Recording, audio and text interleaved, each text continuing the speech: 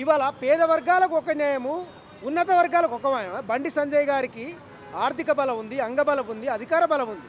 అదే పేదవాడు ఫోక్సో అయితే, నేను చెంచల్గూడ జైలుకు వెళ్ళిండండి. చెంచల్గూడ జైల్లో వందల మంది ఫోక్సో కేసు మీద అరెస్ట్ అయినటువంటి పేదవాళ్ళు ఉన్నారు, అన్ని రకాల వాళ్ళు ఉన్నారు.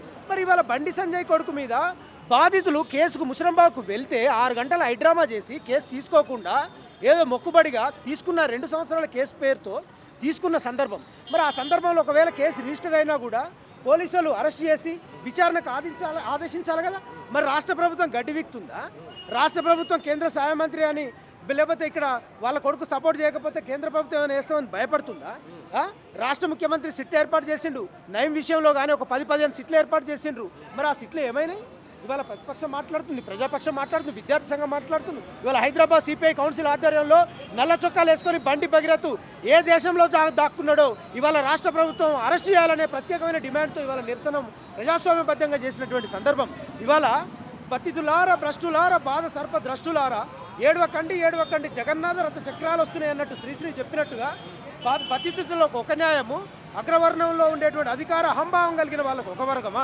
ఇవాళ బండి సంజయ్ నీతి నిజాయితీమంతుడై ప్రజాస్వామ్యబద్ధంగా రాజ్యాంగం మీద ప్రమాణం చేసినప్పుడు నేను నా కొడుకును కన్నా, నా కొడుకు తలరాత నేను కనలేదనుకున్నప్పుడు, ఈ చట్టం దృష్టిలో అందరూ సమానం అనుకున్నప్పుడు, మరి వాళ్ళ కొడుకును పోలీసులకు ఇచ్చి ప్రజాస్వామ్యబద్ధంగా విచారించండి, తప్పైతే బోర్డులో వేయండి అని చెప్పాలి కదా. కానీ ఆయన ఏం చెప్తున్నాడు? నా కొడుకును నాశనం చేసినావు కదా. టెక్ మహీంద్రాలో ఏం చేసిండు? టెక్ మహీంద్రాలో ర్యాగింగ్ పేరు మీద పిల్లల్ని కొట్టుడా, గంజాయి అని, డ్రగ్స్ అని అక్కడ పోయేటువంటి వాళ్ళను బ్యాచ్ పేరుతో వేధింపు చేసినా. ఇవాళ కేంద్ర సహాయ మంత్రి కొడుకు కాబట్టి ఎంతోమంది పతితులు అతని ద్వారా బలి అయినట్టు సందర్భంలో బయటికి రాలేదండి. ఇవాళ వాళ్ళ కూతురు 17 సంవత్సరాల అమ్మాయి ఆమెను పడేయడానికి బెట్టింగ్ యాప్లు పెట్టి పడేసి 2 సంవత్సరాలు వాడుకున్న తర్వాత పెళ్లి చేసుకుంటానని మోసం చేసిండనే అంశం మీద ఇవాళ ముషరంబాగ్లో కేసు పెట్టడానికి వస్తే కూడా, పేన్ బషీర్బాగ్లో కేసు పెట్టడానికి వస్తే కూడా వాళ్ళని కేసు తీసుకొని అనివార్యతలో నెట్టబడ్డ సందర్భం. ఇవాళ ప్రజా సంఘాల నాయకులు, ప్రతిపక్ష నాయకులు, ప్రజలు మాట్లాడుతున్నారు. 4 కోట్ల మందిలో కోట్లాది మంది, లక్షలాది మంది ప్రజలు మాట్లాడుతూ గొంతిప్తూ ఇవాళ బీజేపీ నాయకత్వానికి, ఈ రాష్ట్ర నాయకత్వానికి విజ్ఞప్తి చేస్తూ ఉన్నాం.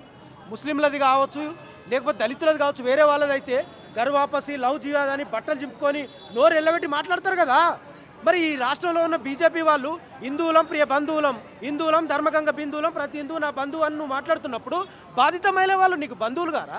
వాళ్ళు నీ కుటుంబ సభ్యులు కాదా? 80% మంది, 90% మంది హిందువులకు మేము ఒకళ్ళతో ఉచ్చుకొని ఈ దేశంలో హిందూ పరిరక్షణగా మేము భావిస్తున్నాం, మేము పోరాటం చేస్తున్నామని మాట్లాడుతున్నారు. అంటే మీ ఇప్పుడు కేంద్రంలో కొన్ని ఉదాహరణలు చెప్పాలి. మణిపూర్లో 2 అమ్మాయిలను బట్టలిపి బదట్లేసి తిప్పిరండి. ఉత్తరప్రదేశ్లో మనీషా కేసు, కాశ్మీర్లో ఒక అమ్మాయి కేసు. మరి వీళ్ళందరూ సిద్దిక్ కప్పల్ లాంటి జర్నలిస్టులను విచారణ లేకుండా 2 సంవత్సరాలు జైల్లో పెట్టిండు. అంటే కేంద్ర ప్రభుత్వంలో ఉండేటువంటి బీజేపీ, రాష్ట్రంలో ఉండే బీజేపీ రేపిస్టులకు, అంటే బిల్కిస్ బానో, గుజరాత్లో బిల్కిస్ బానో అని 13 మంది చచ్చిపోతారు. ఆమె బట్టలు ఇప్పించి సాగు బతుకుల మధ్య ఉంటే బతికొచ్చి వాళ్ళందరినీ జైలుకు పంపిస్తే వాళ్ళు సద్బ్రాహ్మణులు ఏం తప్పు చేయలేదని తీసుకొని వచ్చి పూలదండలేసి ఊరేగిస్తారు. బీజేపీ సంస్కృతి ఇదా?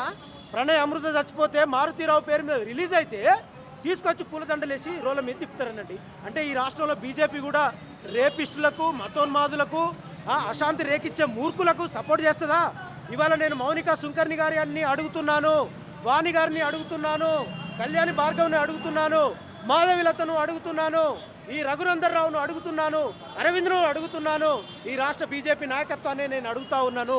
ఇవాళ హిందువులం, బంధువులం అనుకున్నప్పుడు ఏది నీ హిందూ మతము? ఎవరి కోసం నువ్వు పనిచేస్తున్నావు? అంటే నీ మతం పేరు మీద రాజకీయ అస్తిత్వం ద్వారా ఎదిగేటువంటి ప్రయత్నంలో ప్రజల మనోభిప్రాయాలను వాడుకొని నీ యొక్క పదవుల కోసం ఆశపడుతూ ప్రజల్ని అశాంతి చేసే ప్రయత్నం చేస్తున్నావు అన్నట్టే కదా. ఈమె హిందూ బాధితురాలే కదా, హిందూ బిడ్డనే కదా, ముస్లింలు కాదు కదా చేసింది. ముస్లింలు అయితే మొత్తం బట్టలు తిప్పుకొని వచ్చి మీకు లవ్ జిహాదీ, గరు వాపసి, ఈ దేశంలో ముస్లింల వల్ల మనం నాశనం అయిపోయినామంటే కుల వ్యవస్థ గురించి వీళ్ళు మాట్లాడరు, ఆ కులంలో ఉండే బాధితుల గురించి మాట్లాడరు. ఇవాళ ప్రియాంక రెడ్డి చనిపోతే విత్ ఫ్రాక్షన్ ఆఫ్ సెకండ్స్లో న్యాయం అవుతుంది. టేకు లక్ష్మక్క చిక్కెంటికలు, పిరిబుగ్గలు అమ్ముకుంటుందని దళిత సంఘాలు రోడ్ల మీదకి వస్తే ఫస్ట్ ట్రాక్ కోర్టు వేయరండి. అంటే కేంద్ర మంత్రి, సహాయ మంత్రి కొడుకు బండి సంజయ్, బండి భగీరథ అతని కొడుకు అని, అతనికి డబ్బు ఉంది, అధికారం ఉంది, అహంభావన ఉంది అని అతనికి న్యాయం చేయరు. బాధితుల పక్షాన్ని నిలబడరు. బాధితులు అన్ని డ్రాప్ చేసిరని, 50 కోట్లు అడిగిరని, పెళ్లి చేసుకోమన్నారని, 17 సంవత్సరాలు ఉన్న ఆమె, 20 సంవత్సరాలు ఉన్న నువ్వు ఏం చేస్తున్నావు? ఇవాళ నేను బండి సంజయ్ని అడగదలుచుకున్నా, నీకు విచక్షణ జ్ఞానం ఉండి రాజ్యాంగం మీద నువ్వు ప్రమాణం చేస్తున్నప్పుడు నీ కొడుకు చట్టానికి విచారించే ప్రయత్నం చేయి. నెంబర్ 1. ఈ రాష్ట్ర ప్రభుత్వాన్ని నేను డిమాండ్ చేస్తూ ఉన్నా.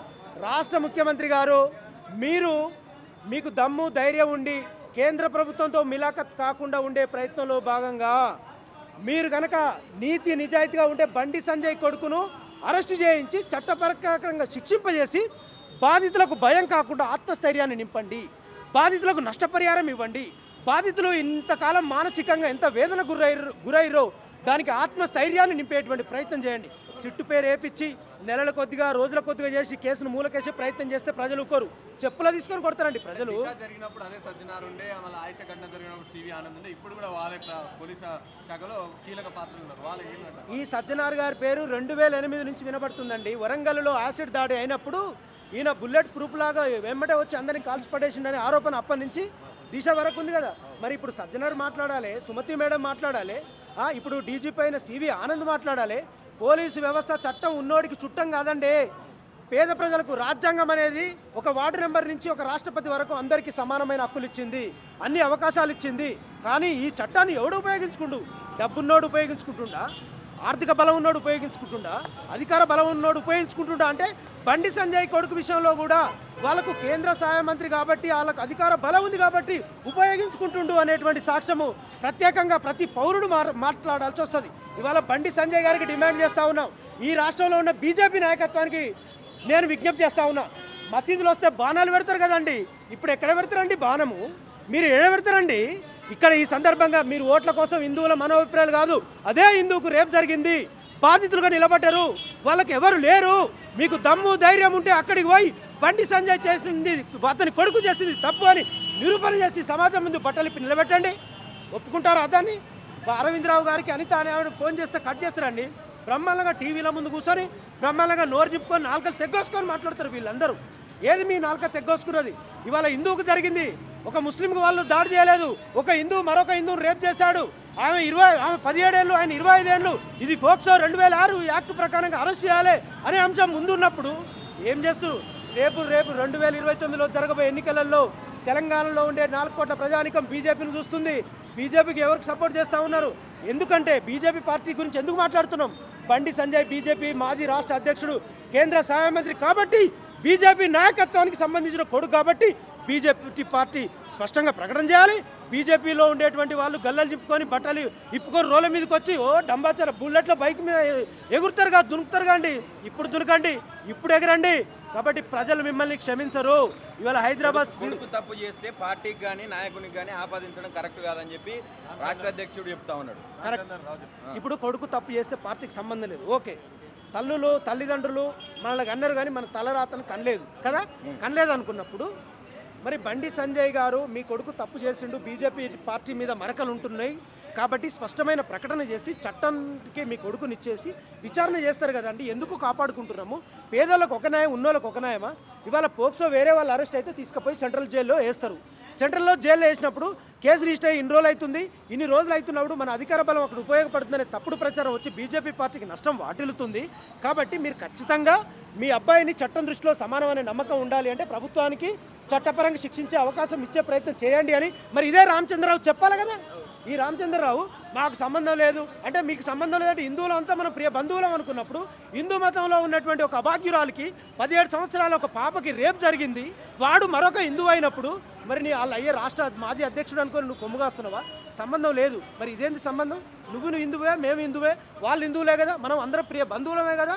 బంధువులం అనుకున్నప్పుడు మన బంధువులలో రేపు జరిగినప్పుడు నువ్వు మాట్లాడినప్పుడు నువ్వు హిందూ మతం పేరు చెప్పి ముస్లింలను, దళితులను, క్రిస్టియన్లను, కమ్యూనిస్టుల పేరుతో ఎందుకండి? రాజకీయ పబ్బం పేరు మీద రాజకీయ అస్తిత్వం కాపాడడం కోసం కోట్లాది మంది విశ్వాసాలను మత ఉన్మాదులుగా చిత్రీకరిస్తారండి. 2002లో గుజరాత్లో ఏకపక్ష మారణకాండ జీనోసైడ్ జరిగితే అందులో చెప్పులు కుట్టే దళితులను తీసుకుపోయి రెచ్చగొట్టి మొత్తం వాళ్ళని ముస్లింని నరికింపజేసే ప్రయత్నం చేస్తే ఆ దళితుడు ఈ సోషల్ మీడియాలో వస్తుండు. బీజేపీ వాళ్ళు మా మనసులను మొత్తం కలుషితం చేసి వాళ్ళని చంపేసి ఇప్పించి మమ్మల్ని సిప్పక్కూడు పట్టించి రోడ్ల మీద తిరుగుతున్నారని చెప్తున్నారు. మతం కార్ల్ మార్క్స్ చెప్పినట్టు మతం మత్తు మందు లాంటిది, మనిషిని మనిషిగా చూడదు. కాబట్టి ఇవాళ బీజేపీ నాయకత్వానికి, రామచంద్రరావు గారికి, బీజేపీలో ఉండేటువంటి బయటకు వచ్చి బట్టలు చింపుకునేటువంటి వాళ్ళకి మేము విజ్ఞప్తి చేస్తూ ఉన్నాం. కాబట్టి హిందువులం అందరం బంధువులం అయినప్పుడు ఆ బంధువులలో బాధిత పక్ష మహిళకు న్యాయం అయ్యేంత వరకు మీరు కూడా రోడ్ల మీదకి రావాలి. లేని పక్షంలో ఇవాళ రాష్ట్ర ప్రభుత్వం మీద కానీ కేంద్ర ప్రభుత్వం కానీ హిందువుల పేరుతో దాడులు జరిగేటువంటి ఈ బాధిత మహిళలకు వ్యతిరేకంగా వీళ్ళు పనిచేస్తూ ఉన్నారని ప్రజలు చెప్పులతో కొట్టేటట్టుగా బట్టలిప్పి బదర్లేసి తన్నేటట్టుగా ప్రజల్ని చైతన్యం చేసేటువంటి బాధ్యత ఒక సామాజిక పౌరులుగా మా అందరికీ ఉంటుందని తెలియపరుస్తూ మీ మీడియా వాళ్ళకు కూడా విజ్ఞప్తి చేస్తూ ఉన్నాం.